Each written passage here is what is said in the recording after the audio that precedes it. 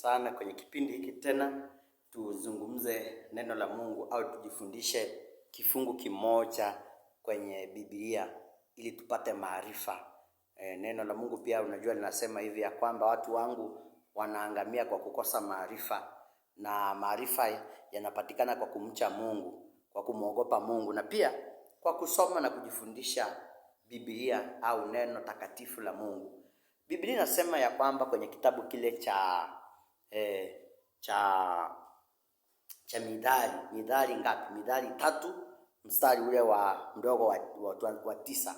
Inasema ya kwamba muheshimu Bwana kwa mali zako na pia kwa malimbuko zako, ndio ghala zako zipate kujazwa. Naona umuheshimu Bwana kwa mali zako na kwa malimbuko zako. Yaani malimbuko ni yale matoleo ya kwanza kwenye shamba, biashara, nini. Sasa tunaambiwa kwenye mali yako, kwenye malimbuko yako, muheshimu Bwana katika kumpa hayo matoleo. Ili nini iwe? Ili ghala zako zipate kujazwa. Bwana asifiwe. Kwa hiyo injili ile ambayo watu wanafundisha ya kwamba toa ubarikiwe, toa upate kubarikiwa, Mungu ukitoa utabarikiwa sana. Sikiliza, soma neno la Mungu. Hautoi ili ubarikiwe, hapana. Unamheshimu Mungu katika mali yako au katika matoleo yako, ndiyo ghala zako zijazwe. Inamaanisha nini? Inamaanisha ghala zako kuna kitu au zina vitu lakini hazijajaa. Ghala yako haiko bure, haiko empty, iko na kitu. Tofauti ni kwamba haijajazwa. Ni nini kinasababisha au kinaleta ghala yako kujazwa? Kile kinachosababisha ghala kujazwa ni wakati ambapo sasa wewe kama Mkristo unamheshimu Mungu kwa mali yako au na malimbuko yako. Kile ukishafanya hivyo, Mungu na yeye anajaza au anakujazia ghala zako, yani vitu vyako vinaongezewa au vinajazwa.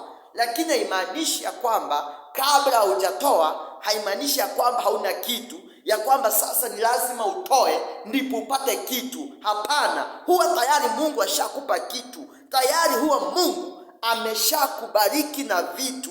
Sasa kile ambacho anataka ni wewe kumheshimisha na vitu vyako, kisha yeye ajaze ghala zako, ajaze mifuko yako. Huwa unavyo lakini havijajaa. Sasa hatuwezi kusema toa ili upate au toa ili upewe au ili ubarikiwe. Hapana, Mungu siye dhalimu, Mungu si muongo. Bwana asifiwe. Kwa hiyo tuelewe neno la Mungu. Hapana injili ya kutishwa ya kwamba toa ubarikiwe, usipotoa nitakulaani.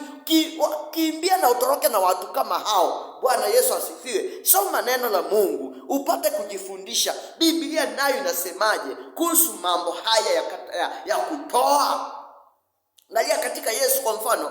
Yesu alipita sehemu moja kwenye Biblia tunamuona akasimama mahali watu kwenye kikapu watu wanatoa sadaka, wanapita na waona. Lakini mama mwingine akaenda, alikuwa na senti 2 na akazitoa. Alipozitoa, Biblia inasema alipata baraka au aligusa moyo wa Mungu kuliko wale walivyotoa vitu vikubwa. Maana yeye alitoa kwa moyo, alimheshimu Mungu. Kwa sababu gani? Yeye moyo wake ulibondeka, akanyenyekea, moyo wake ukavunjika, akanyenyekea kwa Mungu. Ndipo sasa Biblia inasema Yesu mpaka akafurahishwa na kile kitendo cha kutoa katika moyo, katika kunyenyekea, sio katika kusurutishwa, sio katika kulazimishwa, sio katika kutolewa vitisho ya kwamba usipotoa sijui nitakulani, sijui utatoka kwenye hili kanisa. Hamna kitu kama hicho. Hivyo ni vitisho tu. Lakini soma neno la Mungu uelewe kile Mungu anazungumza kuhusu hilo jambo. Na Bwana Mungu akubariki. Tukutane kwenye kipindi kingine. Kama umebarikiwa, unaweza ukashare ujumbe